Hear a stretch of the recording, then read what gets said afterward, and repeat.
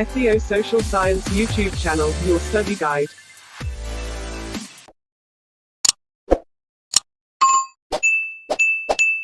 ሰላም እንዴት ናችሁ? ውድ የሶሻል ዩቲዩብ ቻናል ተመልካቾች፣ ዛሬ እንግዲህ ይዤላችሁ የመጣሁት ከባለፈው ክፍል የሂስትሪ ሞዴል ኤግዛም ማለት ነው የ12ኛ ክፍል የተሰጠ ለፈርስት ሴሚስተር ማለት የተሰጠ ሞዴል ኤግዛም እየሰራሁላችሁ ነበር እና ፓርት 1 ከ1 እስከ 30 ሰርተን ነበር። ፓርት 2 ላይ ደግሞ ከ31 እስከ 60 ሰርተን ነበር እና አሁን ደግሞ ቀጣዩን ክፍል ነው ይዤላችሁ የመጣሁት እና ለዚህ ዩቲዩብ ቻናል አዲስ ከሆናችሁ ሰብስክራይብ፣ ላይክ፣ ኮሜንት ማድረግ እንዳረሱ እንዲሁም ቪፒኤናችሁን ኦን አድርጋችሁ መመልከትም እንዳዘነጉ እንዲሁም ይሄ ጥያቄ ለሌሎች ተማሪዎች ይጠቅማል፣ ጓደኞች ይጠቅማል ብላችሁ ካሰባችሁ ሼር አድርጉላቸው ማለት ነው። እና ወደ ጥያቄው ስንገባ ምን ይላል? What is the central agreement of Marxian's economics regarding labor under capitalism? A. Workers freely sell their labors and equally share profit with employee. B. The capitalist system fairly compensates all class for their contribution. C. Workers are exploited through the extractions or surplus value from their labor. D. Labor's value is determined solely by market competitions and customers' demand. ምን ይመስላችኋል? ሌበርን በተመለከተ ያለው ይሄ ካፒታል አግሪመንት ምንድን ነው የሚለው ምን ይመስላችኋል? መልሱ ሲ ነው። ይሄ የማርክሲያንስ ኢኮኖሚ ማለት ነው። ዋና መከራከሪያ ሀሳብ በካፒታሊስት ስርዓት ውስጥ ሰራተኞች ከጉልበታቸው የሚገኘውን ትርፍ በመቀማት ማለት ነው ብዝበዛ ይደርስባቸዋል የሚል ነው እና ካርል ማርክስ እንደሚለው የካፒታሊስት ባለቤቶች የሰራተኛውን ዋጋ ሙሉ በሙሉ ባለመስጠት ትርፍ ያገኛሉ። ይኸውም እንደ ሰራተኛ ማለት አንድ ሰራተኛ የሚያመርተውን እቃ ዋጋ ከሚከፈለው ደሞዝ በላይ ነው እና ልዩነቱ የባለቤቱ ትርፍ ይሆናል ማለት ነው ይላል። በተጨማሪም ደግሞ ይሄ ጽንሰ ሀሳብ ማለት ነው በ19ኛው ክፍለ ዘመን በኢንዱስትሪ አብዮት ወቅት በሰራተኞች ላይ ይደርስ የነበረውን ብዝበዛ ለመተቸትና ለማውገዝ ነበር እና በወቅቱ የነበሩ ፋብሪካ ሰራተኞች ለረጅም ሰዓታት የሚሰሩት በትንሽ ደሞዝ ነበር እና የስራ ሁኔታቸውም አደገኛ ነበር። እናም ማርክስ ይህንን ሁኔታ በመቃወም የሰራተኞችን መብት ለማስከበር ነበር ይህንን ነገር ቲዮሪ እንትን ያለው ማለት ነው ያነሳው። እና ወደ 62ኛ ጥያቄ ስንገባ what did the industrial revolution fundamentally alters the economic problem faced by industrialized society? It shifted the primary concern from scarcity of goods to overproduction. B. Eliminate poverty by ensuring full employment in new factory systems. C. Reducing urban population by making agricultural work more profitable. D. Decreasing national wealth by distributing traditional craft industries. 62ኛው ምን ይመስላችኋል? ምን ይላል? ይሄ የኢንዱስትሪው ሪቮሉሽን በኢንዱስትሪ በበለጸጉ ማህበረሰብ ውስጥ የነበረውን የኢኮኖሚ ችግር በመሰረታዊነት ማለት ነው እንዴት ለወጣው ነው የሚለው። መልሱ ምን ይመስላችኋል? መልሱ ኤ ነው። ይሄ የኢንዱስትሪ አብዮት ማለት ነው በኢንዱስትሪ በበለጸጉ ማህበረሰቦች ውስጥ የነበረውን ይሄ የኢኮኖሚ ችግር በመሰረታዊነት የለወጠው ዋነኛው ትኩረት ማለት ነው ከእቃዎች እጥረት ወደ ምርት ትርፍ በመቀየሩ ነው እና ቀደም ሲል እቃዎች እጥረት ነበረባቸው። አሁን ግን በፋብሪካዎች አማካኝነት በብዛት ማምረት ተቻለ ማለት ነው። በተጨማሪም ይሄ የኢንዱስትሪ አብዮት ከ18ኛው ክፍለ ዘመን አጋማሽ እስከ 19ኛው ክፍለ ዘመን ድረስ የዘለቀ ሲሆን በእንግሊዝ ተጀምሮ ወደ ሌሎች የአውሮፓ ሀገሮች ተስፋፋ ማለት ነው እና በዚህ ወቅት አዳዲስ ማሽኖችና የፋብሪካ ስርዓቶች በመፈጠራቸው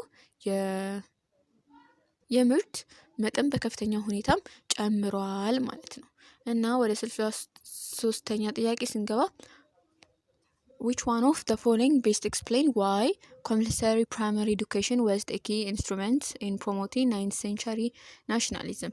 It's A. Eliminated religious influence from public life. B. Providing technical skills needed for industrialization. C. Included patriotism and shared national identity among youth. D. Replaced local dialects in Europe ዊዝ ኢንተርናሽናል ላንጉዌጅ። 66ኛ ምን ይመስላችኋል? አስገዳጅ የሆነ ይሄ የመጀመሪያ ደረጃ ትምህርት ማለት ነው በ19ኛው ክፍለ ዘመን ይሄ የብሔርተኝነትን ለማራመድ ቁልፍ መሳሪያ የሆነበት ምክንያት ከሚከተሉት ውስጥ የትኛው በተሻለ ሁኔታ ያብራራል ነው የሚለው። ከነዚህ ውስጥ መልሱ ምን ይመስላችኋል? መልሱ ሲ ነው።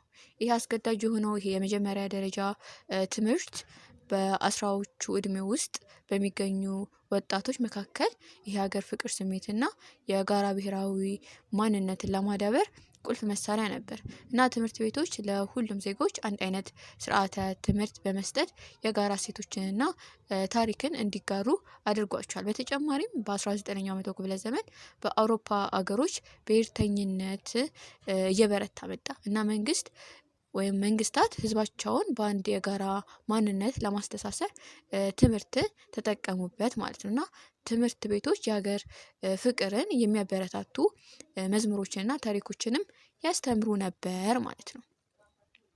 እና ወደ 64ኛ ጥያቄ ስንገባ which state led the movement for the Italian unifications in the 9th century?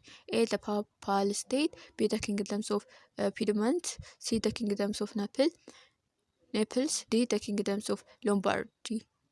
ምን ይመስላችኋል? 64ኛው በ19ኛው ክፍለ ዘመን የጣሊያን አንድነት ዩኒፊኬሽን ንቅናቄ ማለት ነው የመራው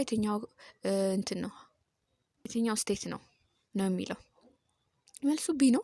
በ19ኛው ክፍለ ዘመን ማለት ነው ይሄ የጣሊያን ዩኒፊኬሽን የመራው የፒድመንት መንግስት ነበር እና የፒድመንት መንግስት በሶቪዬ ስርወ መንግስት የሚመራ ሲሆን በጣሊያን ደግሞ ከነበሩ መንግስታት ሁሉ በጣም የተደራጀ ኃይለኛ ነበር እና የፒድመንት መሪዎች ማለት ነው ጣሊያንን አንድ ለማድረግ ቁርጠኞች ነበሩ። በተጨማሪም በ19ኛው ክፍለ ዘመን ጣሊያን አንድ ለማድረግ ቁርጠኛ ነበሩ።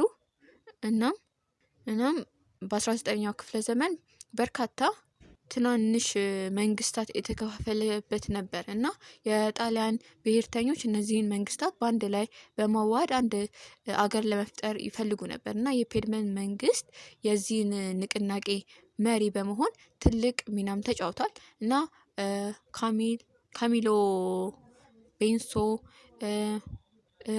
ካውንት ኦፍ ካቨር የተባሉ የፒድሞን መሪ ማለት ነው ዲፕሎማሲያዊ ስልቶችን በመጠቀም የጣሊያንን አንድ ለማድረግ ከፍተኛ አስተዋጽኦም አበርክተዋል ማለት ነው። ወደ 65ኛ ጥያቄ ስንገባ which action based demonstrate Otto von Bismarck used for real politics to advance German unification? A. Advocated for democratic elections across the German Confederation. B. Appealing to liberal ideals during the Frankfurt Parliament debates. C. Promoting cultural unity through the spread of German literatures. D. Forming temporary alliance with rival powers like Italy and Russia. 65ኛው ምን ይመስላችኋል? ይሄ ኦቶ ቮን ቢስማርክ ማለት ነው የጀርመን አንድነትን ለማራመድ ሪል ፖለቲክስን መጠቀማቸውን የሚያሳየው የትኛው ድርጊት ነው የሚለው። የትኛው ይመስላችኋል? መልሱ ዲ ነው። ይሄ ኦቶ ቮን ቢስማርክ የጀርመን ዩኒፊኬሽንን ለማራመድ ይሄ የሪል ፖለቲክ መጠቀማቸውን የሚያሳየው እንደ ጣሊያንና ሩሲያ ካሉ ተቀናቃኝ ኃይሎች ጋር ጊዜያዊ ጥምረት መፍጠሩ ነው እና ይሄ ሪል ፖለቲክስ ማለት የፖለቲካ ጥቅም ለማስከበር ሲባል ማለት ነው ስነ ምግባርንና እሴትን ወደ ጎን በመተው የሚደረግ አካሄድ ማለት ነው ሪል ፖለቲክ የምንለው ማለት ነው እና ቢስማርክ የጀርመንን ጥቅም ለማስጠበቅ ሲል ከማንኛውም ኃይል ጋር ለመተባበር ዝግጁ ነበር። በተጨማሪም ይሄ ኦቶ ቮን ቢስማርክ ማለት ነው በ11ኛው ክፍለ ዘመን የነበረ የፕሩሲያ መሪ ሲሆን ጀርመንን አንድ ለማድረግ ትልቅ ሚና ተጫውቷል እና ቢስማርክ የሪል ፖለቲክስ ደጋፊ የነበረ ሲሆን ጀርመንን ለማጠናከር ሲል ጦርነትንና ዲፕሎማሲን በብቃት ተጠቅሟል ማለት ነው እና የጀርመን አንድነት ደግሞ በ1871 የተጠናቀቀ ሲሆን ቢስማርክ ደግሞ የጀርመን የመጀመሪያው ቻንስለርም ሆነ ማለት ነው። 66ኛው ስንመለከት how the Emancipation Proclamations weakened the Confederacy internally. It A. promoted immediate secessions by southern states that had remained neutral. B. encouraged enslaved peoples in rebel-held territories to flee plantations. C. led to mass resignation among unions officers who opposed racial equality. D. caused Europeans power to send troops to defend thousands plantations economics. 66ኛ ምን ይመስላችኋል? ምን ይላል? ይሄ የባርነት አዋጅ ኮንፌዴሬሽኑን እንዴት አዳከመው ነው የሚለው። ከነዚህ ውስጥ የትኛው ነው? መልሱ ቢ ነው። ይሄ የባርነት አዋጅ ወይም ኢማንሲፔሽንስ ፕሮክላሜሽን በአመፀኞች በተያዙ ግዛቶች ውስጥ የነበረ ባሪያዎች ከእርሻ ቦታቸው እንዲሸሹ በማበረታታት ኮንፌዴሬሽኑን አዳክሟል። እናም ይህ አዋጅ ማለት ነው በ1863 በአሜሪካ ፕሬዚዳንት አብርሃም ሊንከን የወጣ ሲሆን በደቡብ ግዛቶች ውስጥ የነበሩትን ባሪያዎችም ነፃ አውጥቷል። እና በተጨማሪም ይሄ የአሜሪካ የእርስ በርስ ሲቪል ዋር ማለት ነው የእርስ በርስ ጦርነት ከ1861 እስከ 1865 በባርነት ጉዳይ ላይ የተነሳ ሲሆን ይሄ የባርነት አዋጅ ደግሞ የጦርነቱን ትልቅ ምዕራፍ ነበር ማለት ነው። እና አዋጁ በሺዎች የሚቆጠሩ ባሪያዎች ወደ ዩኒየን ጦር እንዲቀላቀሉ በማነሳሳት ለዩኒየን ወታደራዊ ድጋፍ ሰጥቷል ማለት ነው። እና ከዚህ በተጨማሪም አዋጁ ለአውሮፓ መንግስታት የኮንፌዴሬሽኑን ጦር መደገፍ አስቸኳይም አድርጎታል ማለት ነው። እና ይህንን ይመስላል። 67ኛው ጥያቄ ስንገባ why did second Balkan War erupted shortly after the first Balkan War ended? A. The Ottoman Empire exerted military control over Macedonia. B. Serbia and Greek sought to prevent Albania's independence. C. The dispute over the patriations of Macedonia by former Balkan alliance. D. Australia, Hungary and Russia intervened to redraw the Balkan border. 67ኛው ምን ይመስላችኋል? ይሄ ሁለተኛው የባልካን ጦርነት ማለት ነው። ከመጀመሪያ የባልካን ጦርነት በኋላ ብዙም ሳይቆይ የተቀሰቀሰው ለምንድን ነው ድጋሚ እንትን ያለው ለምን ይመስላችኋል? ከነዚህ ውስጥ መልሱ ሲ ነው። ይሄ ሁለተኛው የባልካን ጦርነት ማለት ነው ከመጀመሪያው የባልካን ጦርነት በኋላ ብዙም ሳይቆይ የተጀመረው ይሄ የቀድሞ የባልካን አገሮች በመቄዶንያ ክፍፍል ላይ ባደረጉት አለመግባባት ነበር። እና በመጀመሪያ የባልካን ጦርነት ማለት ነው የባልካን አገራት የኦቶማን ግዛት ድል በማድረግ መቄዶንያን ተቆጣጠሩ።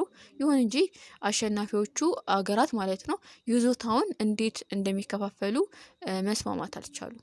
እና በተጨማሪም ይሄ ሁለተኛው የባልካን ጦርነት በ1913 የተካሄደ ሲሆን ሰርቢያ፣ ግሪክ እና ሮማኒያ ቡልጋሪያም በመውረር ጀመሩ ማለት ነው። እና ጦርነቱ የቡልጋሪያ ሽንፈትና የመቄዶንያ ክፍፍል በሰርቢያ በግሪክና በቡልጋሪያ መካከል እንዲካፈል ምክንያት ሆነ እና ይህም ጦርነት በባልካን አካባቢ ለረጅም ጊዜ የቆየ አለመረጋጋት ፈጥሯል ማለት ነው። እና ይሄ ጥያቄ ምን አስታውሰኝ ፕራክቲካል ድሪም የሚባለውን ዩቲዩብ ቻናል ታውቁታላችሁ? እና ይሄንን ያጠናሁት እሱ በሰራው ቪዲዮ ነው እና ስለ ዩኒፊኬሽን ምናምን አሪፍ ቪዲዮ ሰርቷል። እዛ ገብታችሁ መመልከት ትችላላችሁ። በጣም ገራሚ ቪዲዮ ነው። ፕራክቲካል ድሪም ብላችሁ ሰርች ብታደርጉ ስለ ዩኒፊኬሽን ምናምን በቀላሉ ማብራሪያ ይሰጣችኋል ማለት ነው። እናም ለዚህ ዩቲዩብ ቻናል አዲስ ከሆናችሁ ሰብስክራይብ፣ ላይክ፣ ኮሜንት ማድረግ እንዳረሱ እንዲሁም ቪፒኤናችሁን ኦን አድርጋችሁ መመልከትም እንዳዘነጉ እና ወደ 68ኛው ጥያቄ ስንገባ which of the following was a primary economic motive for the Europeans patricians of Africa in the late 9th century? To A. promote Africans' industrial self-sufficiency. B. secure new market for Europeans' manufactured goods. C. finance African lead infrastructure project. D. abolish all form of slave trade in the African interior. 68ኛው ምን ይመስላችኋል? ይሄ በ19ኛው ክፍለ ዘመን መገባደጃ ላይ አፍሪካን በአውሮፓ ለመከፋፈል ዋነኛው የኢኮኖሚ ምክንያት ምን ነበር ይላል። ከነዚህ ውስጥ ምን ይመስላችኋል? መልሱ ቢ ነው። ይሄ በ19ኛው ክፍለ ዘመን መገባደጃ ላይ ማለት ነው አፍሪካን በአውሮፓ ለመከፋፈል ዋነኛው የኢኮኖሚ ምክንያት ለአውሮፓውያን የተመረጡ እቃዎች አዲስ ገበያዎች ለማረጋገጥ ነበር እና የአውሮፓ ሀገራት በኢንዱስትሪ አብዮት ምክንያት ከፍተኛ መጠን ያላቸው ምርቶች ያመርቱ የነበረ ሲሆን እነዚህ ምርቶች የሚሸጡት ደግሞ አዲስ ገበያ ያስፈልጋቸው ነበር እነዚህ ምርቶች እንዲሸጡ ማለት ነው። በተጨማሪም በ19ኛው ክፍለ ዘመን መገባደጃ ላይ ማለት ነው የአውሮፓ ኃይሎች አፍሪካን ለመቆጣጠር ከፍተኛ ፉክክር ውስጥ ገቡ እና ይህም ፉክክር ለአፍሪካ ሽሚያ በመባል የሚታወቅ ሲሆን ዋነኛው ምክንያት ደግሞ የኢኮኖሚ ጥቅም ለማግኘት ነበር እና የአውሮፓ ኃይሎች አፍሪካን ወደ ጥሬ እቃዎች ምንጭና እንደ ገበያ ለመጠቀምም ይፈልጉ ነበር ማለት ነው። እና ወደ 69ኛው ስንገባ what term do the Europeans use to describe the commercial system that replaced the slave trade with African exports like palm oil and groundnuts? A. free trade. B. imperial mercantilism. C. mercantilism. D. legitimate trade. 69ኛው ምን ይመስላችኋል? ይሄ የአውሮፓ የባሪያ ንግድ ማለት ነው። እንደ ዘንባባ ፓልም ኦይል ነው ዘይት እና የኦቾሎኒ ምርት በመሳሰሉት የአፍሪካ ምርቶች ማለት ነው የተካውን የንግድ ስራ ለመግለጽ የሚጠቀሙት ቃል ምንድን ነው? ከነዚህ ውስጥ መልሱ ዲ ነው። ሌጂቲሜት ትሬድ። ይህም የአውሮፓውያን የባሪያ ንግድ ማለት ነው እንደ ዘንባባ ዘይትና የኦቾሎኒ ምርት በመሳሰሉት የአፍሪካ ምርቶች የተሳካውን የንግድ ስራ ለመግለጽ የሚጠቀሙት ቃል ሌጂቲሜት ትሬድ ይባላል እና ይሄ ቃል የሚያመለክተው አውሮፓውያን ከአፍሪካ ጋር ባሪያዎችን ሳይሆን ሌሎች ምርቶችን መነገድ ከጀመሩ በኋላ የተፈጠረ የንግድ ሁኔታ ነው። በተጨማሪም በ19ኛው ክፍለ ዘመን አውሮፓውያን የባሪያ ንግድ ደግሞ በይፋ ካወገዙ በኋላ ከአፍሪካ ጋር የነበራቸውን የንግድ ግንኙነትም ቀየሩ እና አውሮፓውያን ከአፍሪካ ጥሬ እቃዎችን በመግዛት የተመረቱ ምርቶችን ወደ አፍሪካ መላክ ጀመሩ እና ይህም ለውጥ በአፍሪካ ኢኮኖሚ ላይ ከፍተኛ ተጽዕኖ አሳድሯል ማለት ነው። ወደ ሰባኛው ጥያቄ ስንገባ which of the following best illustrate the sacrifice made by Samor Touré in resisting French colony rule? He signed a treaty granted France access to pure gold mines. B. surrendered peacefully to avoid civilian casualties. C. was captured in 1898 and died in exile in Gabon. D. relocated his capital to strengthen trade with Britain.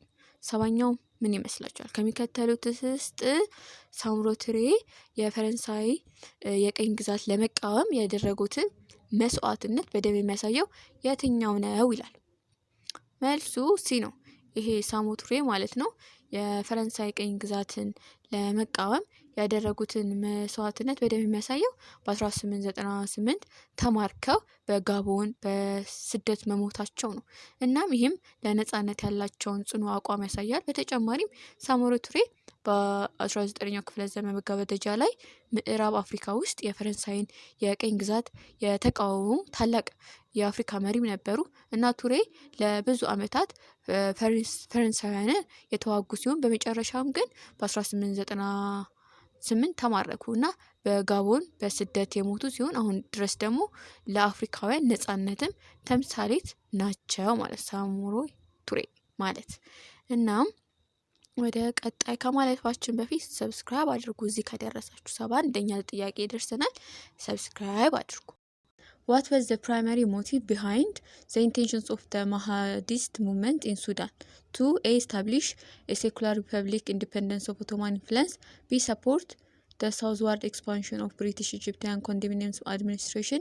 C. prefer society and expel British Egyptians condominiums rule from the Sudan. D. restore the authority of the Egyptians ከህድብስ and Khartoum.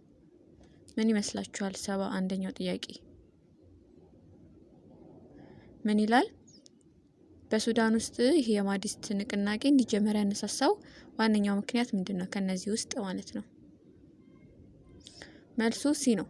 ይሄ በሱዳን ውስጥ ይሄ የማዲስ ንቅናቄ እንዲጀመር ያነሳሳው ዋነኛ ምክንያት ይሄ ህብረተሰቡን ፕሪፋይል ለማድረግና ይሄ የብሪቲሽ ኢጂፕቲያን አስተዳደርን ከሱዳን ማስወጣት ነበር እና ይሄ የማዲስት መሪ የነበሩት መሐመድ አህመድ ሱዳን ከውጭ ነጻ ለማውጣትና ይሄ የእስልምና እምነትን ለማደስ አላማም ነበራቸው። በተጨማሪም ይሄ የማህዲስት ንቅናቄ ማለት ነው በ19ኛው ክፍለ ዘመን መገባደጃ ላይ በሱዳን የተነሳ ሃይማኖታዊ ፖለቲካዊ ንቅናቄ ነበር። እናም ይሄ መሐመድ አህመድ ራሳቸውን መህዲ ብለው አውጀው ማለት ነው የውጭ ወራሪዎችን በመቃወም ትልቅ ጦር መስርቷል። እንዲሁም በተጨማሪ ይሄ የማህዲስት ጦር በ1885 ካርቱም ከተማን በመቆጣጠር የጀነራል ቻርልስ ጎርደን የተባሉ የእንግሊዝ መሪን ገደሉት ማለት ነው። እናም ወደ 72ኛ ጥያቄ ስንገባ ምን ይላል? which combinations of the factors will be most historically justified for the failure of most African resistance movements against European colonization? A. Religious conversions, voluntary submissions, and economic incentive by colonizers. B. Military inferiority, political fragmentations, and colonial struggle of divided and rule. C. African disinterest in sovereignty and preference for foreign administration. D. Absence of leadership, geographic isolation, and lack of natural resource. 72ኛ ምን ይመስላችኋል? ከአፍሪካ የአውሮፓን ቀኝ ግዛት የመቋቋም እንቅስቃሴዎች ማለት ነው እንቅስቃሴዎቹ ፌል በማድረጋቸው ማለት ነው ከነሱ በስተጀርባ ሂስቶሪካል የሆኑ ኤቪደንሶች ከነዚህ ውስጥ ትክክለኛ የሚሆነው የትኛው ነው የሚለው የትኛው ይመስላችኋል? መልሱ ቢ ነው። ይሄ ከአፍሪካ የአውሮፓን ቀኝ ግዛት ከመቋቋም እንቅስቃሴዎች እና ከፌለሩ በስተጀርባ ይሄ ሂስቶሪካሊ መረጃዎቹ ማለት ነው ትክክል የሚሆነው የትኛው ነው? ወታደራዊ የበላይነት ማጣት፣ የፖለቲካ መበታተንና ይሄ የቀኝ ገዢዎች ወይም ይሄ ከፋፍሎ የመግዛት ስልቶች አለ እነሱ ነበሩ ማለት ነው። በተጨማሪም በ19ኛው ክፍለ ዘመን መገባደጃ ላይ ማለት ነው አውሮፓውያን አፍሪካን በቀኝ ግዛት መያዝ በጀመሩበት ወቅት ይሄ በ19ኛው ክፍለ ዘመን ሰብስክራይብ አድርጉ። ሰብስክራይብ ላይ ኮሜንት ማድረግ እንዳረሱ አቋርጦኝ ነው እና ምን እያልኩ ነበር? በ19ኛው ክፍለ ዘመን መገባደጃ ላይ ማለት ነው አውሮፓውያን አፍሪካን በቀኝ ግዛት መያዝ በጀመሩበት ወቅት ማለት ነው ይሄ አፍሪካ ማህበረሰቦች ከፍተኛ ተቃውሞ አደረጉ እና ይሁን እንጂ የአፍሪካ ኃይሎች ማለት ነው በአብዛኛው ከአውሮፓውያን ጋር እኩል መወዳደር አልቻሉም እና አውሮፓውያን የላቀ የጦር መሳሪያዎች የነበሯቸው ሲሆን የአፍሪካ ማህበረሰቦች ደግሞ በፖለቲካ ደግሞ እየተከፋፈሉ ነበር እና ከዚህ በላይም ደግሞ አውሮፓውያን የአፍሪካን ህብረተሰቦች ለመከፋፈልና ለመግዛት ስትራቴጂ ወይም ስልት ተጠቅመዋል ማለት ነው እና ይሄንን ይመስላል። 72ኛ ይመስላል። 73ኛ ስንመለከት which was the British colonial administrative system that used local rulers as intermediaries? A. indicates indirect rule. B. assimilation policy. C. direct rule. D. protectory system. ምን ይላል? ይሄ የትኛው የብሪታንያ የቀኝ ግዛት አስተዳደር ማለት ነው ስርዓቱ ሎካል የሆኑ መሪዎችን እንዴት አድርገው ነበረ ሩል የሚያደርጉት ነው የሚለው። ምን ይመስላችኋል? መልሱ ኤ ነው። ኢንዳይሬክት ሩል ነበር። ይሄ የብሪታንያ የቀኝ ግዛት አስተዳደር ስርዓት ማለት ነው። ይሄ ኢንዳይሬክት ሩል የብሪታንያ የቀኝ ግዛት አስተዳደር ስርዓት ነው እና የአካባቢ መሪዎችን እንደ ኢንተርሚዲተሪ የሚጠቀምበት ስርዓት ነው እና በዚህ ስርዓት ብሪታንያ ወይም ብሪታንያን የአካባቢ መሪዎች ሎካል ሩለሮች ማለት ነው በስልጣን ላይ በማቆየት የራሳቸውን ፖሊሲዎች እንዲያስፈጽሙ ያደርጉ ነበረ ማለት ነው እና በተጨማሪም ይሄ ኢንዳይሬክት ያልሆነ አገዛዝ ወይም ዳይሬክት ያልሆነው አገዛዝ ማለት ነው በብሪታንያ በሰፊው ጥቅም ላይ የዋለ የቀኝ ግዛት አስተዳደር ዘዴ ነው። በተለይም ደግሞ በናይጄሪያ እና በሌሎች የአፍሪካ ክፍሎች በስፋት ተተግብሯል ማለት ነው። እና ይህም ስርዓት ይሄ ሎካል የሆኑ ሩለሮችን ስልጣንን በመጠበቅ የአስተዳደር ወጪን ለመቀነስም አስችሏል ማለት ነው። እናም ወደ 74ኛ ስንገባ what was direct economic impact of colonial agricultural policy on Africa peasants? They gained secular land tenures and fair market price. B. Received government subsidies for traditional subsistence farming. C. Were often forced into cash crop production and lost food self-sufficiency. D. Were granted ownership of large plantations previously held by European. 74ኛው ምን ይመስላችኋል? ይሄ በቀኝ ግዛት ማለት ነው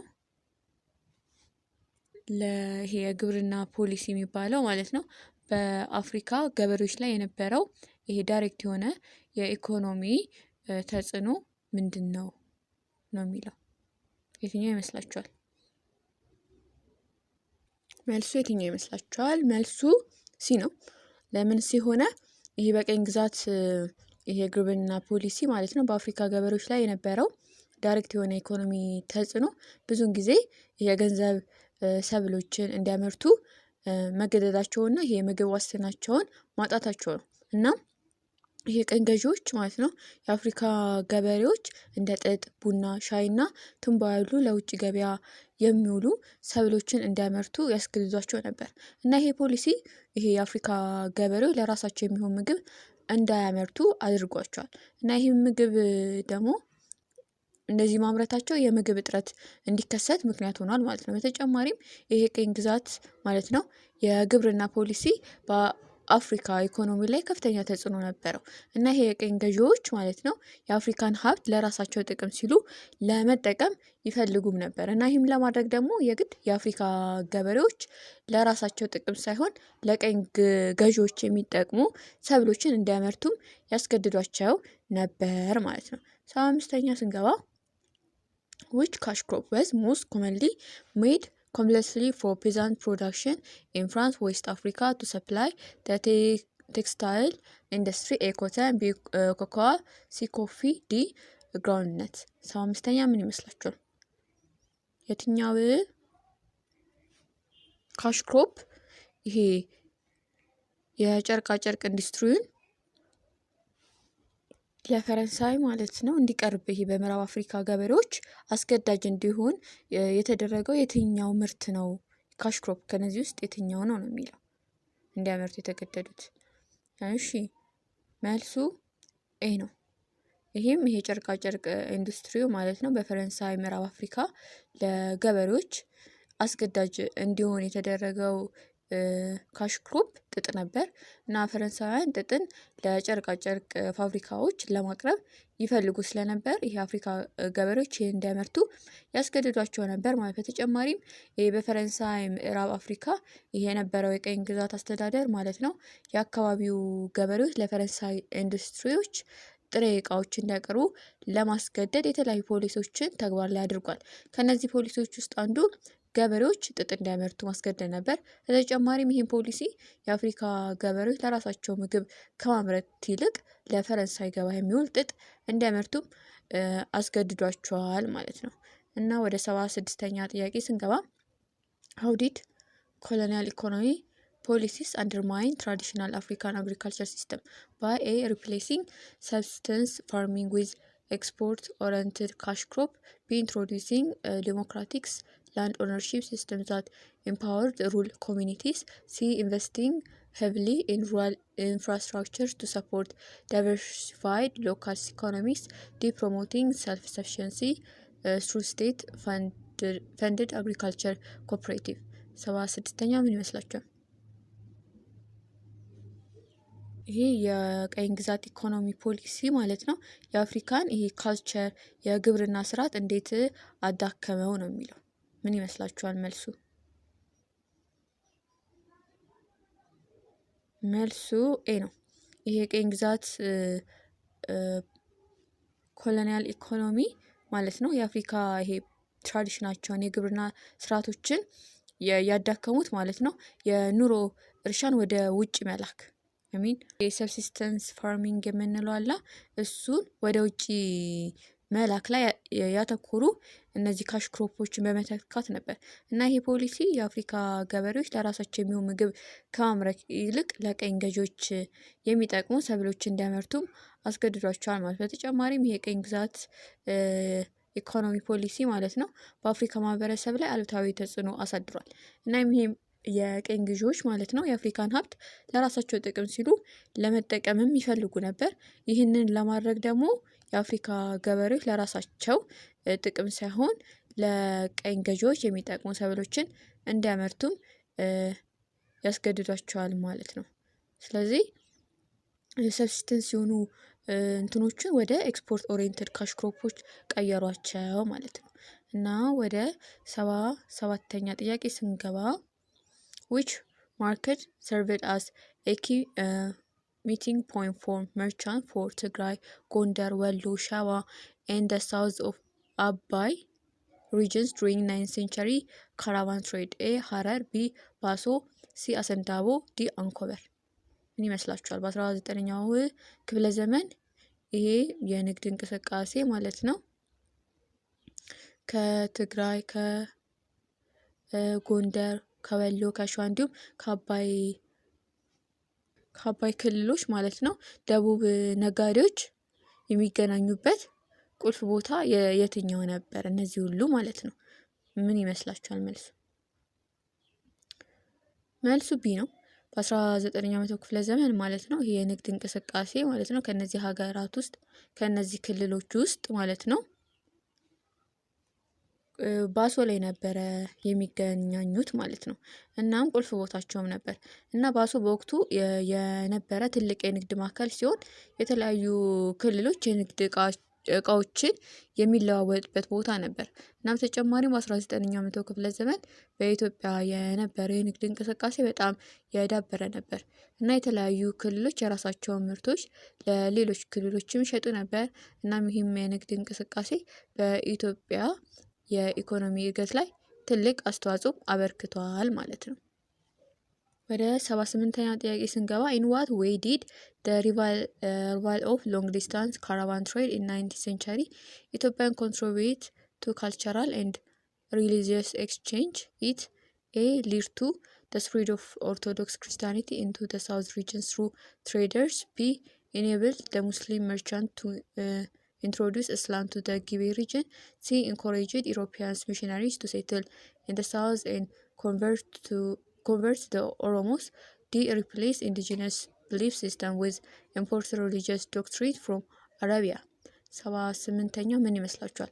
በ19ኛው መቶ ክፍለ ዘመን በኢትዮጵያ የነበረው የንግድ እንቅስቃሴ መነቃቃት ለካልቸሩ ለሃይማኖቱ ልውውጥ ምን አስተዋጽኦ አበረከተ ነው የሚለው። ምን ይመስላችኋል? መልሱ ቢ ነው።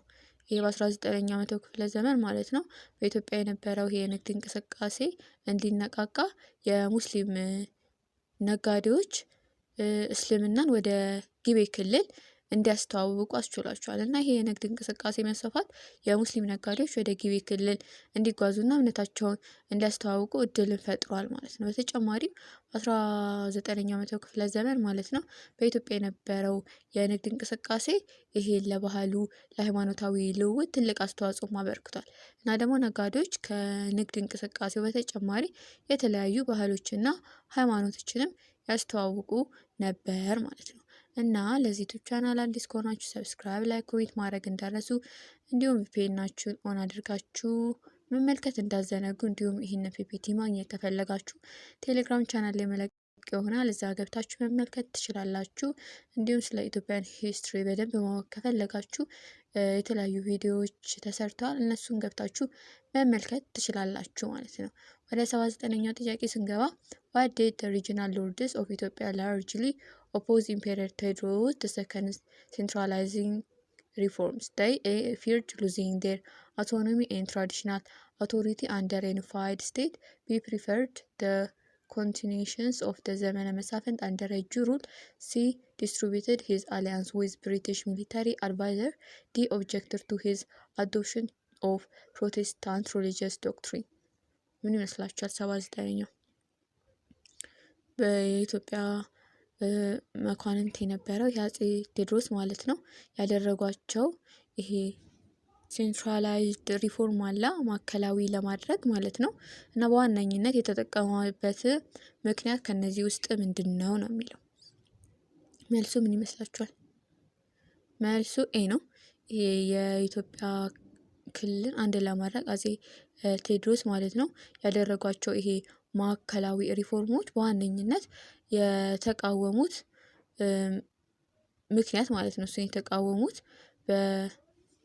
በዩናይትድ ስቴትስ ስር የነበራቸውን ነጻነትና ይሄ ባህላዊ ስልጣን ያጣሉ ብለው ስለፈሩ ነበር። እና አፄ ቴዎድሮስ የኢትዮጵያን መንግስት ለማጠናከር ዘመነ መሳፍንትን ለማስቆም ይጥሩ ነበር። እና ይህም ለማድረግ ደግሞ ይሄ የክልል መኳንንትን ስልጣንን መቀነስ አስፈልጓቸው ነበር። በተጨማሪም በኢትዮጵያ ታሪክ ውስጥ ማለት ነው ይሄ ዘመነ መሳፍንት ማለት ማዕከላዊ መንግስት ደካማ የነበረበትና የክልል መኳንንት ከፍተኛ ስልጣን የነበረባቸው ጊዜ ነበር። እናም አፄ ቴዎድሮስ ይህንን ጊዜ ለማስቆም ቆርጠው ተነስተው ነበርና የክልል መኳንንትን ስልጣን ለመገደብ ሞክሯል። እና ይህም ጥረት ግን በክልል መኳንንቱ ዘንድ ከፍተኛ ተቃውሞ አስነስቶባቸዋል ማለት ነው። እና ወደ 80ኛው ጥያቄ ስንገባ which action by Kasa Hailu most directly demonstrated his commitment to ending the ዘመነ መሳፍንት? A. establishing alliance with European power. B. defeating regional lords in a series of decisive battles. C. reinstating the Solomonic monarchy through diplomacy. D. restoring the authority of Ethiopian Orthodox Church. 80ኛው ምን ይመስላችኋል? ራስ ካሳ ኃይሉ ማለት ነው ዘመነ መሳፍንትን ለማስቆም ከፍተኛ የሆነ ኮሚትመንት ወይም ቁርጠኝነት ያሳዩት በየትኛው ድርጊት ነበር ነው የሚለው። መልሱ ምን ይመስላችኋል? መልሱ ቢ ነው። ራስ ካሳ ኃይሉ ማለት ነው ዘመነ መሳፍንትን ለማስቆም ኮሚትመንታቸውን ያሳዩት የክልል መኳንንትን በተከታታይ ጦርነቶች ድል በማድረግ ነበር። እና ራስ ካሳ ኃይሉ ኃይለኛ ጦር በመገንባት የተለያዩ የክልል መሪዎች በመውጋትና በመቆጣጠር ዘመነ መሳፍንትን እንዲያበቁ አድርጓል። እና በተጨማሪም ራስ ካሳ ኃይሉ በኋላ ላይ ደግሞ አፄ ቴዎድሮስ በመባል የሚታወቁት ማለት ነው። እና በ19ኛው ክፍለ ዘመን የኢትዮጵያ ፖለቲካ ለመለወጥ የቻሉ መሪ ነበሩ አፄ ቴዎድሮስ። እና ዘመነ መሳፍንት በኢትዮጵያ ታሪክ ውስጥ ማዕከላዊ መንግስት የደከመበትና የክልል መሪዎች የራሳቸውን ጥቅም ያስከበሩበት ጊዜ ነበር። እና ራስ ካሳ ይህንን ሁኔታ በመቀየር ኢትዮጵያን አንድ ለማድረግ ቆርጠውም ተነስተው ነበር ማለት ነው። ወደ 81ኛው ጥያቄ ስንገባ what was the strategy applied by Kasa Hailu to end the ዘመነ መሳፍንት? A. negotiating peace with all regional lords. B. achieving victories over major regional nobles. C. securing British military assistance. D. democratizing his means of administration. 81ኛ ምን ይመስላችኋል? ራስ ካሳ ኃይሉ ማለት ነው ዘመነ መሳፍንትን ለማስቆም የተጠቀሙት ስልት ምን ነበር? ከነዚህ ውስጥ መልሱ ምን ይመስላችኋል? መልሱ ቢ ነው። ራስ ካሳ ኃይሉ ዘመነ መሳፍንትን ለማስቆም የተጠቀሙት ስልት በዋና የክልል መኳንንት ላይ ወታደራዊ ድሎችን ማስመዝገብ ነበር። እና ይህም የክልል መኳንንት ኃይል በማዳከምና ማዕከላዊውን መንግስት በማጠናከር ዘመነ መሳፍንት እንዲያከትም አድርጓል። በተጨማሪም ራስ ካሳ ኃይሉ ወይም አፄ ቴዎድሮስ ማለት ነው በ19ኛው ክፍለ ዘመን ኢትዮጵያን አንድ ለማድረግ ከፍተኛ ጥረት አድርጓል። ለዚህም ሲሉ የተለያዩ ጦርነቶች በማድረግ የክልል መኳንንትን በመደምሰስ ማዕከላዊ መንግስትን ለመመስረት ችለዋል ወይም ሞክረዋል ማለት ነው አፄ ቴዎድሮስ። ወደ 82ኛ ጥያቄ ስንገባ which of the following southern and southwestern territory peacefully submitted ቱ ኢምፔረር ሚኒሊክ ቴሪቶሪያል ኤክስፓንሽን ኤ ጅማ፣ ቢ ከፋ፣ ሲ አርሲ፣ ዲ ሀረርጌ። ምን ይመስላችኋል? ከሚከተሉት የደቡብና የደቡብ ምዕራብ ግዛቶች ማለት ነው የትኛው ነው ለአፄ ሚኒሊክ የግዛት መስፋፋት በሰላም እጅ የሰጠው ከነዚህ ውስጥ ይላል። መልሱ ምን ይመስላችኋል? መልሱ ኤ ነው። ከደቡብና ከደቡብ ምዕራብ ግዛቶች ለአፄ ሚኒሊክ የግዛት ማስፋፋት በሰላም ፒስፉሊ እጅ የሰጠው ጅማ ነበር እና ጅማ ከአፄ ሚኒሊክ ጋር በሰላም በመነጋገር አባጅፋር የኢትዮጵያ አካል ለመሆን ተስማማች እና በተጨማሪ አፄ ሚኒሊክ ማለት ነው በ19ኛው መቶ ክፍለ ዘመን የኢትዮጵያን ግዛት ለማስፋፋት ከፍተኛ ጥረት አድርጓል። ለዚህም ሲሉ ጦርነትና ዲፕሎማሲን ተጠቅሟል እና ጅማን የመሳሰሉ አንዳንድ ግዛቶች በሰላም ሲቀላቀሏቸው ከፋና አርሲ የመሳሰሉ ግዛቶች ደግሞ በጦርነት ተቀላቅለዋል ማለት ነው። እና ወደ 83ኛ ጥያቄ ስንገባ which one of the following best symbolize the reactions of the people of Walaita against the centralization policy of Emperor Minilik II? A. Submitted to Minilik peacefully. B. Stood up against the force of Minilik. C. Signed a convention of neutrality with the emperor. D. Retreated further south to escape destruction. ምን ይመስላችኋል? 83ኛ ከሚከተሉት ውስጥ የወላይታ ህዝብ ለአፄ ሚኒሊክ ማለት ነው ይሄ ሴንትራላይዜሽን ፖሊሲውን ተቃውሞ በትክክል የሚያሳየው የትኛው ነው ይላል። ከነዚህ ውስጥ መልሱ ቢ ነው።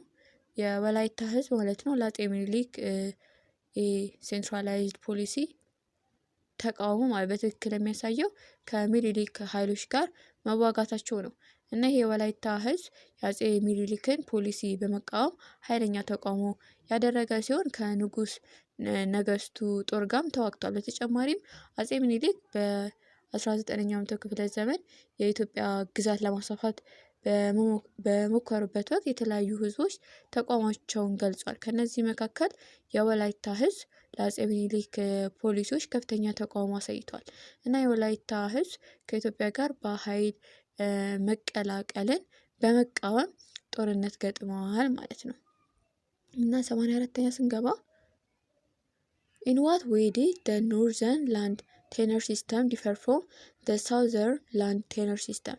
A. was state monopolized holding. B. was based on private land holding system. C. was based on lineage and inherited. D. had no taxation system. ምን ይመስላችኋል? 84ኛው ይሄ የኖርዘርኑ ማለት ነው የመሬት ይዞታ ስርዓት እና ይሄ የደቡቡ ደግሞ አለ ላንድ ቴነር ሲስተም ማለት ነው በምን ይለያያል ነው የሚለው። መልሱ ሲ ነው። ይሄ የሰሜኑ የመሬት ይዞታ ስርዓት ማለት ነው ከደቡቡ ላንድ ቴነር ስርዓት የሚለየው በዘር ሐረግ ላይ የተመሰረተና የሚወረስ በመሆኑ ነው እና በሰሜን ኢትዮጵያ መሬት ማለት ነው በዘር የሚተላለፍ ሲሆን መሬቱ የቤተሰብ ወይም የዘር ሐረግ ንብረት ተደርጎ ይወሰድ ነበር። በተጨማሪም በኢትዮጵያ ውስጥ የነበረው የመሬት ይዞታ ስርዓት ላንድ ቴነር ሲስተም ማለት ነው በየክልሉ የተለያየ ነበር እና በሰሜን ያለው ስርዓት ርስታቸውን ጠብቀው እንዲኖሩ የሚያስችል ሲሆን በደቡብ ደግሞ ከመሬት ጋር የተለያዩ ለውጦች በብዛት ይታዩ ነበር፣ ልውውጦች ማለት ነው እና ወደ 85ኛ ጥያቄ ስንገባ which of the following options concerning the reactions of the Ethiopian people against the Egyptian aggressions in the second half of the 9th century was most accurate? A. relying merely on diplomatic negotiations to end the aggression. B. demonstrating strong popular mobilizations under Emperor Yohannes. C.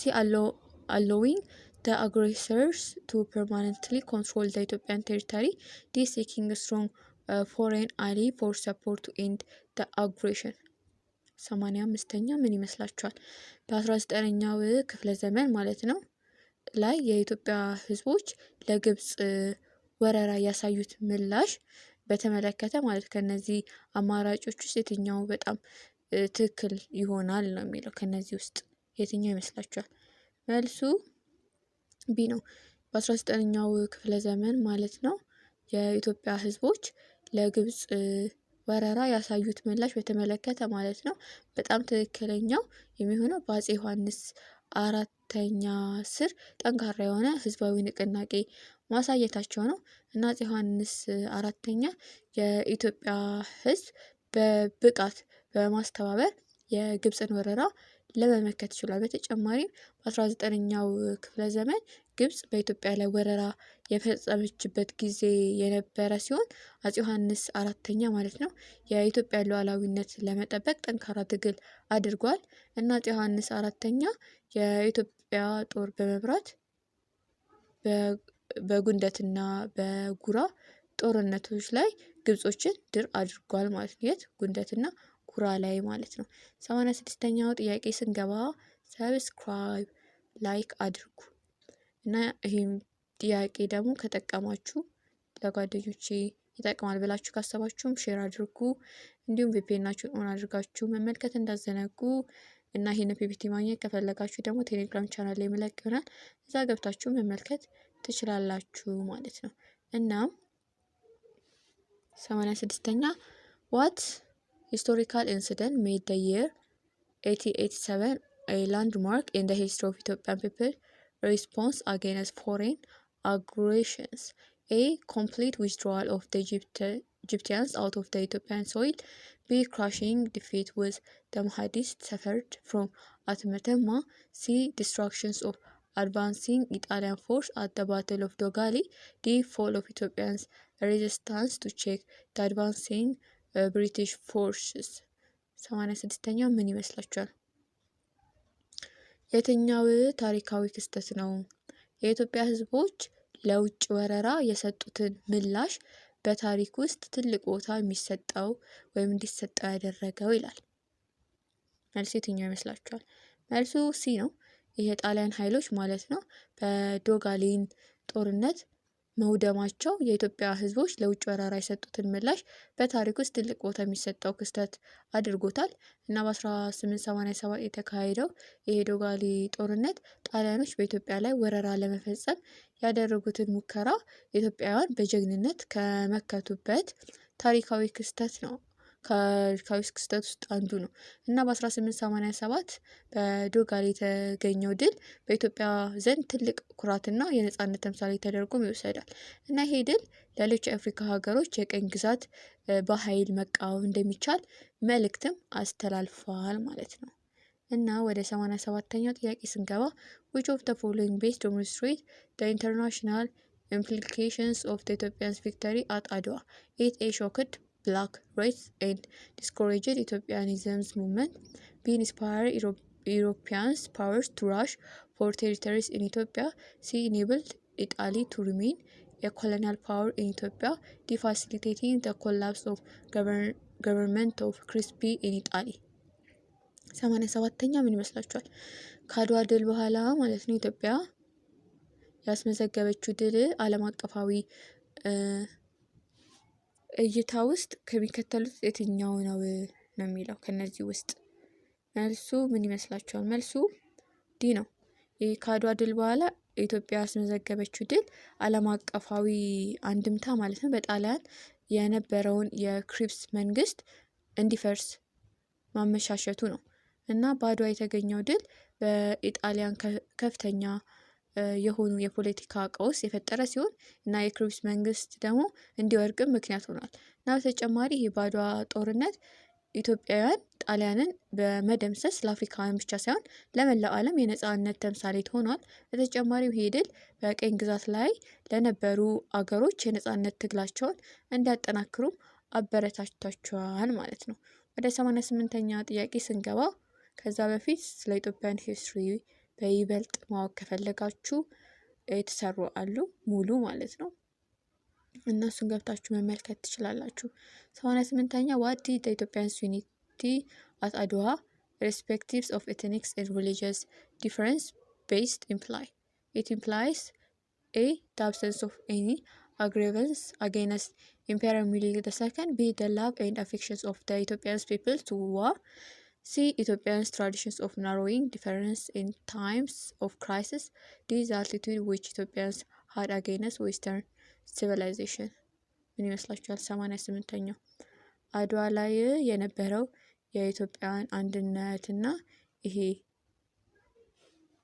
የኤትኒክ እና የሪሊጂየስ ልዩነት ሳይኖር ምንን ያመለክታል ነው የሚለው።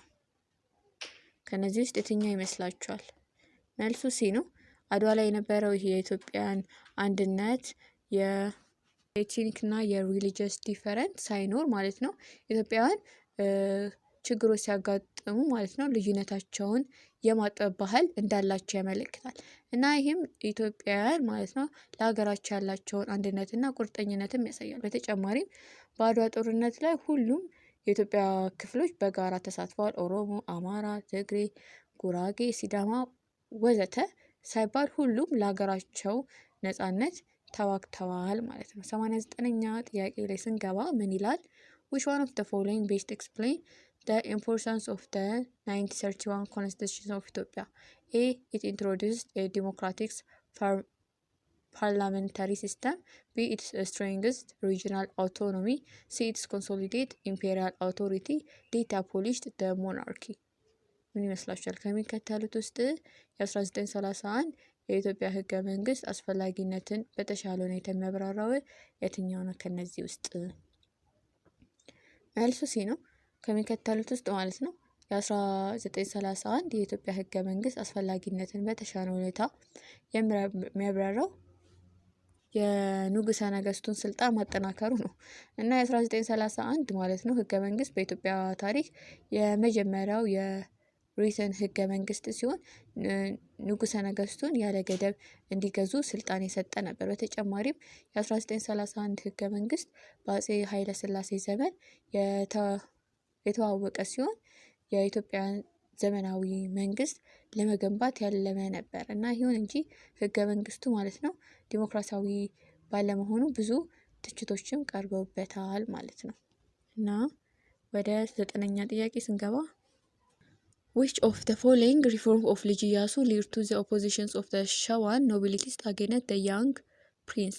His A. Policy of favoring Islam over Christianity. B. Attempt to treating their political positions in the empire. C. Failure to address the legal aspect in his reform. D. Attempt to create a separate department of education. ምን ይመስላችኋል? ከልጅ ኢያሱ ማሻሻያዎች መካከል የትኛው ነው የሸዋ መኳንንት ይሄ በወጣቱ መሪ ላይ እንዲቃወም ያደረጋቸው ከነዚህ ውስጥ? መልሱ የትኛው ይመስላችኋል? መልሱ ቢ ነው። ከልጅ ኢያሱ ማሻሻያዎች መካከል ማለት ነው የሸዋ መኳንንት በወጣቱ መሪ ላይ እንዲቃወም ያደረጋቸው ማለት ነው በግዛቱ ውስጥ ያላቸውን የፖለቲካ ቦታ ለመዳፈር መሞከሩ ነው። እና ልጅ ኢያሱ የሸዋ መኳንንትን ስልጣን ለመገደብ በመሞከሩ ተቃውሞ ገጥሟል። እና በተጨማሪም ልጅ ኢያሱ ማለት ነው በአፄ ምኒልክ ዘመን ተወልዶ ያደገ ሲሆን ስልጣን ከያዘ በኋላ በኢትዮጵያ የተለያዩ ማሻሻያዎችን ለማድረግ ሞክሯል። ነገር ግን እነዚህ ማሻሻያዎች በተለይም የሸዋ መኳንንትን በመዳፈራቸው ማለት ነው እንትኖቹ ህጎቹ ማለት ነው ተቃውሞ ገጥሞታል ማለት ነው። እና ወደ 91ኛው ጥያቄ ስንገባ which of the following exemplify the sacrifice made by the Ethiopian people during the second Italian invasion of and occupation? A. Temporary suspensions of education to focus on military training. B. Mass displacement to Kenya and Somalia to form government in exile. C. The tragic loss of young and educated Ethiopians due to massacres. D. The complete abandonment of culture and religious practice under Italian rule. ምን ይመስላችኋል? 91ኛው ከሚከተሉት ውስጥ የኢትዮጵያ ህዝብ ማለት ነው በሁለተኛው የጣሊያን ወረራ ጊዜ ማለት ነው ወቅት ማለት ነው ያደረጉት መስዋዕትነት የሚያሳየው የትኛው ነው ከነዚህ ውስጥ ማለት ነው? የትኛው ይመስላችኋል? መልሱ ሲ ነው። ከሚከተሉት ውስጥ ማለት ነው የኢትዮጵያ ሕዝብ በሁለተኛ የጣሊያን ወረራ ወቅት ያደረጉትን መስዋዕትነት የሚያሳየው በጅምላ ጭፍጨፋ ምክንያት ወጣቶችና የተማሩ ኢትዮጵያውያን መጥፋታቸው ነው እና በጣሊያን ወረራ ወቅት ብዙ ኢትዮጵያውያን ሕይወታቸውን አጥተዋል። በተለይም ወጣቶችና የተማሩ ዜጎች ለከፋ ጥቃትም ተጋልጠዋል ማለት ነው። በተጨማሪም ሁለተኛው የጣሊያን ወረራ ከ1935 እስከ 1941 የተካሄደው በኢትዮጵያ ታሪክ ውስጥ እጅግ አሳዛኝ ከነበሩ ጊዜያት አንዱ ነው እና በዚህ ወቅት ብዙ ኢትዮጵያውያን ለሀገራቸው ነጻነት ሲሉ ህይወታቸውን አሳልፈዋል ማለት ነው እና ስለ ኢትዮጵያን ሂስትሪ አብሶ ስለ እነዚህም ከፈለጋችሁ የሰራሁት ቪዲዮ አለ፣ እሱን ገብታችሁ ተመልከቱ። እውነት ይጠቅማችኋል። እና ወደ 92ኛ ጥያቄ ስንገባ which of the following exemplify the sacrifice made by the Ethiopian people during what 92ኛ what was the basic factor which led to second Italian aggression against Ethiopian Italy? A. undying interest to colonize Ethiopia. B. desire to modernize traditional Ethiopia. C. oppositions of alliance between Ethiopians and Britain. D. attempt to punish Ethiopia for its actions at ዋልዋል። ምን ይመስላችኋል? 92ኛው ጣሊያን በኢትዮጵያ ላይ ሁለተኛ ወረራ እንድትፈጽም ያነሳሳት መሰረታዊ ምክንያት ምንድን ነው ከነዚህ ውስጥ ይላል። መልሱ ምን ይመስላችኋል? መልሱ ኤ ነው። ጣሊያን በኢትዮጵያ ላይ ሁለተኛ ወረራ እንድትፈጽም ያነሳሳት መሰረታዊ ምክንያት ኢትዮጵያ ቀኝ የመገዛት ያላት ጣሊያን ኢትዮጵያን ቀኝ የመግዛት ያላት ፍላጎት ነው ጣሊያን ማለት ነው እና ጣሊያን ኢትዮጵያን ለመጀመሪያ ጊዜ ማለት ነው በ1896 በአድዋ ጦርነት ለመውረር ሞክራ አልተሳካላትም እንደምታውቁት እና ይሁን እንጂ ይሄ የቀኝ ግዛት ምኞታን መተው ስላልፈለገች ማለት ነው የቀኝ ግዛት የመግዛት ምኞታን በ1935 በድጋሚ ወረራ ፈጸመች እና በተጨማሪም ይሄ በ1935 ጣሊያን በቤኒቶ ሙሶሊኒ ትመራ የነበረ ሲሆን የፋሺስት አስተሳሰብ የበላይነት የነበረበት ነበር እና ሙሶሊኒ ኢትዮጵያን በመውረር የጣሊያንን ግዛት ማስፋፋትና ለዓለም አቀፍ ሀያልነትም ማሳያ ማድረግ ፈልጎ ነበር። እኔ እችላለሁ የሚለውን ነገር ለማሳየት ፈልጎ ነበር ድጋሚ መጥቶ የወረረን ማለት ነው። ወደ 93ኛ ጥያቄ ስንገባ which of the following event exemplifies the sacrifice which Ethiopian patriots paid during the second phase of patriotic resistance movement? A. Walwal incident. B. the February massacre. D. direct confrontations at Machau. D. the Black September. ቤት ይመስላችኋል? 93ኛው ከሚከተሉት ክንውኖች ውስጥ የኢትዮጵያ አርበኞች በሁለተኛው ይሄ ፓትሪዮቲስት ሬዚስታንስ ሙቭመንት ማለት ነው የከፈሉት መስዋዕትነት የሚያሳየው የትኛው ነው ከነዚህ ውስጥ ነው የሚለው። መልሱ የትኛው ይመስላችኋል? መልሱ ቢ ነው።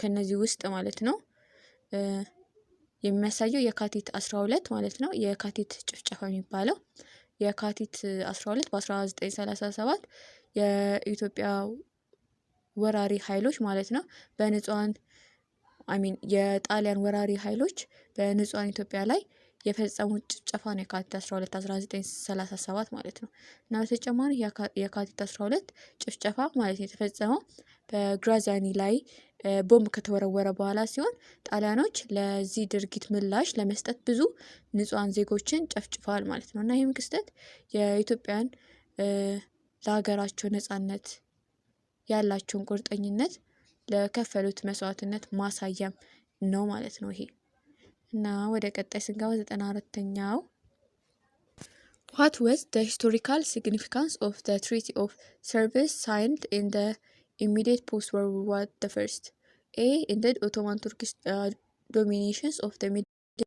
What was the historical significance of the Treaty of Service signed in the immediate post-World War I? A. ended Ottoman Turkish dominations of the Middle East.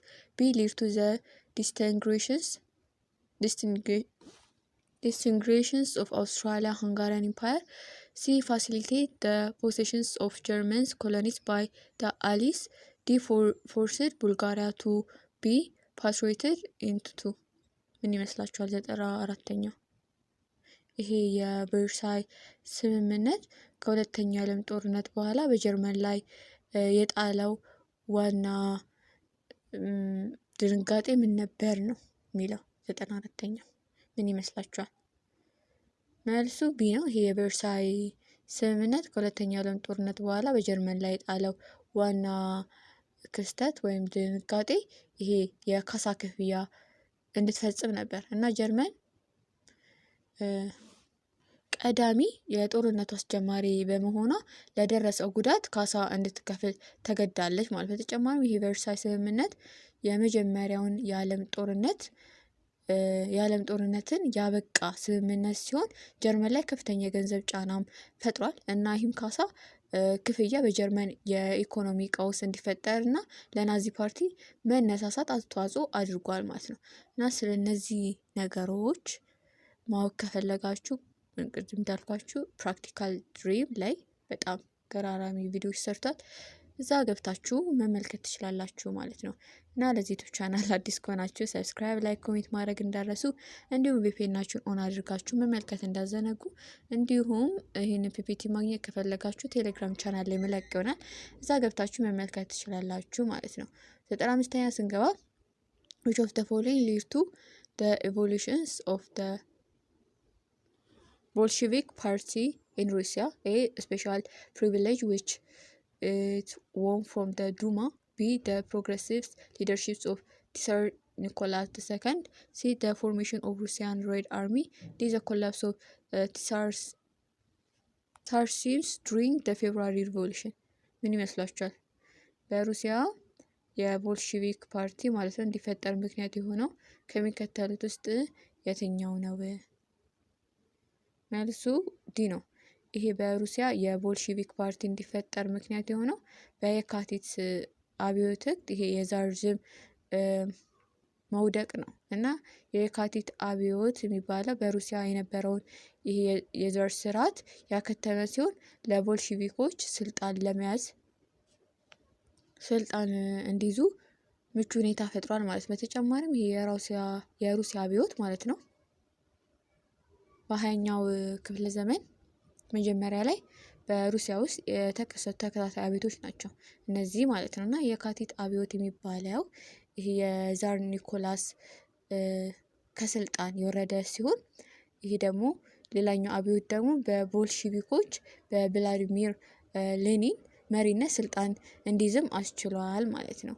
እና ወደ 96ኛ ጥያቄ ስንገባ in what way did the Bolshevik program against widespread support among workers and peasants in 1970 by A.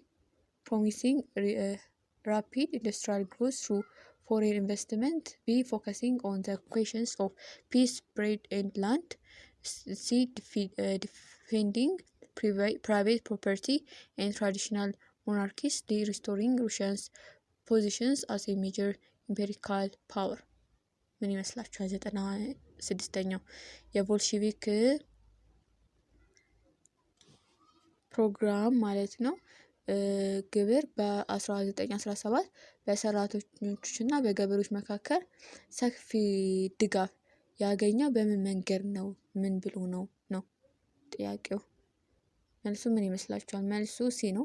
ይሄ የቦልሺቪክ ፕሮግራም ግን ማለት ነው በ1917 በሰራተኞችና በገበሬዎች መካከል ሰፊ ድጋፍ ያገኘው የሰላም፣ የዳቦ፣ የመሬት ጥያቄ ላይ በማተኮር ነበር እና እነዚህ ጥያቄዎች በወቅቱ የሩሲያ ሕዝብ የነበረባቸው ዋነኛ ችግሮች ነበሩ እና ቦልሺቪኮች ከነዚህ ችግሮች እንደሚፈቱ በመግለጽ የህዝቡ ድጋፍ ማግኘት ቻሉ እና በተጨማሪም በ1917 ሩሲያ በከባድ የኢኮኖሚ ቀውስ ውስጥ የነበረችበት ጊዜ ሲሆን በጦርነቱ ምክንያት ህዝቡ በጣም ተቸግሮ ነበር እና ቦልሺቪኮች ይህንን ሁኔታ በመጠቀም ህዝቡን ለውጥ እንዲፈልግም አነሳስተዋል ማለት ነው።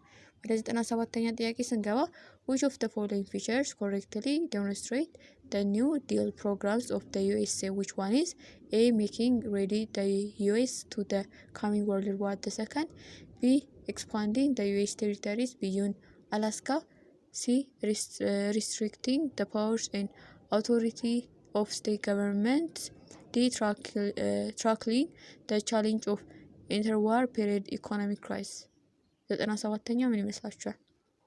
ከሚከተሉት ውስጥ ይሄ የአሜሪካን ኒው ዲል ፕሮግራም ማለት ነው በትክክል የሚያሳየው የትኛው ነው የሚለው ከነዚህ ውስጥ መልሱ ዲ ነው። በትክክል የሚያሳየው ይሄ የሁለቱ የዓለም ጦርነቶች መካከል ማለት ነው ያለውን የኢኮኖሚ ቀውስ ተግዳሮቶች መወጣት ነው እና ኒው ዲል በአሜሪካ ፕሬዚዳንት ፍራንክሊን ሩዝቬልት ማለት ነው በ1930ዎቹ የታወጀ ሲሆን የታላቁን የኢኮኖሚ ድቀት ደግሞ ለመቋቋም ያለመ ነበር ማለት። በተጨማሪም ይሄ ኒው ዲል ፕሮግራም ማለት ነው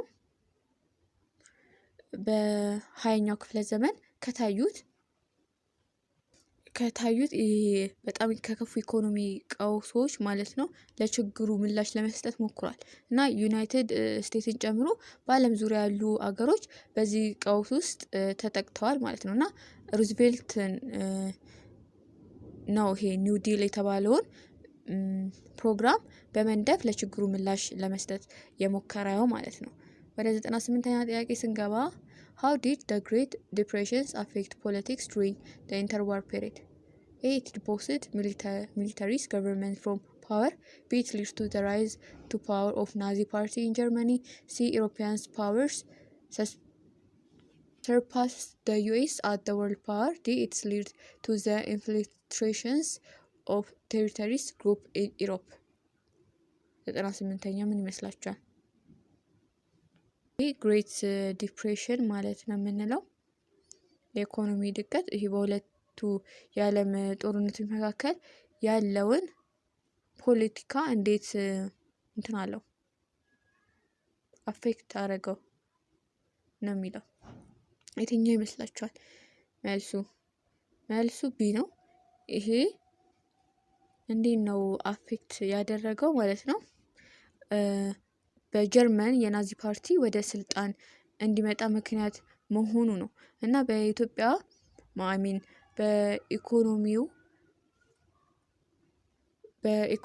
ግሬት ዲፕሬሽን ማለት ነው የተማረረው የጀርመን ሕዝብ ማለት ነው ለናዚ ፓርቲ ድጋፉን የሰጠው ተስፋ ሰጪ መርሃ ግብርም ይዘው በመቅረባቸው ነበር እና በተጨማሪም ይሄ ታሪካዊው ግሬት ዲፕሬሽን ማለት ነው በ1929 የጀመረ ሲሆን በዓለም ዙሪያ ከፍተኛ የሆነ የኢኮኖሚ ቀውስ አስከትሏል እና ይህም ቀውስ በጀርመን የፖለቲካ አለመረጋጋት የፈጠረ ሲሆን ለናዚ ፓርቲ ስልጣን መያዝም መንገድ ጠርጓል ማለት ነው። ወደ 99ኛው ጥያቄ ስንገባ እዚህ ድረስ ከደረሳችሁ አይቀር ሰብስክራይብ፣ ላይክ፣ ኮሜንት ማድረግ እንዳትረሱ እንዲሁም ቪፒኤናችሁን ኦን አድርጋችሁ መመልከት እንዳትዘነጉ። ይሄንን ፒፒቲ ማግኘት ከፈለጋችሁ ደግሞ በነፃ ቴሌግራም ቻናል ላይ መለቀውናል እዛ ገብታችሁ መመልከት ትችላላችሁ ማለት ነው። 99ኛው what were the main resolutions of the Locarno Treaties of 1925? A. Germany agreed to reduce its military force permanently after 1925.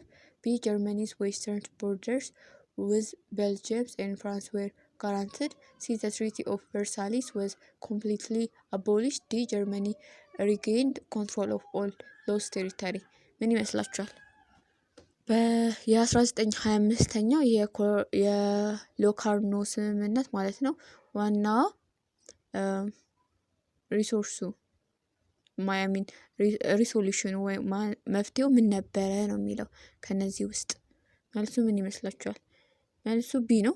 ይህ 1925 የሎካርኖ ስምምነት ዋና ሪሶሉሽን የነበረው መፍትሄ ጀርመን ከቤልጅየም እና ከፈረንሳይ ጋር ያላትን ምዕራባዊ ድንበሮች ዋስትና መስጠቷ ነው እና ይህም ስምምነት በአውሮፓ ሰላምን ለማስፈን ያለመ ነበር እና በተጨማሪም ይሄ የሎካርኖ ስምምነት ማለት ነው እንደ አውሮፓውያን አቆጣጠር በ1925 ይሄ የሎካርኖ ስምምነት እንደ አውሮፓውያን አቆጣጠር በ1925 በአውሮፓ አገሮች መካከል የተፈረመ ሲሆን የጀርመንን ምዕራባዊ ድንበሮች በማረጋገጥ በአውሮፓ ውስጥ ሰላም እንዲሰፍን ትልቅ ሚና ተጫውተዋል ማለት ነው።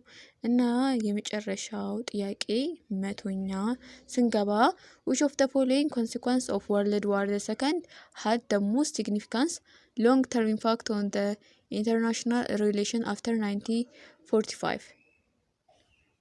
እንደውም ይሄ ጥያቄ እንደውም ለእናንተ ነው። 100ኛውን ጥያቄ ኮሜንት ላይ ጻፉልኝ፣ መልሱ ምን ይመስላችኋል? እናም ለዚህ ዩቲዩብ ቻናል አዲስ ከሆናችሁ ሰብስክራይብ፣ ላይክ፣ ኮሜንት ማድረግ እንዳረሱ። እንግዲህ 100 ጥያቄ ሰርተን ጨርሰናል ማለት ነው። እና ሰብስክራይብ አድርጉ። ሌላም እንዲሰራላችሁ ከፈለጋችሁ ንገሩኝ፣ ምሰራ ይሆናል። ባይ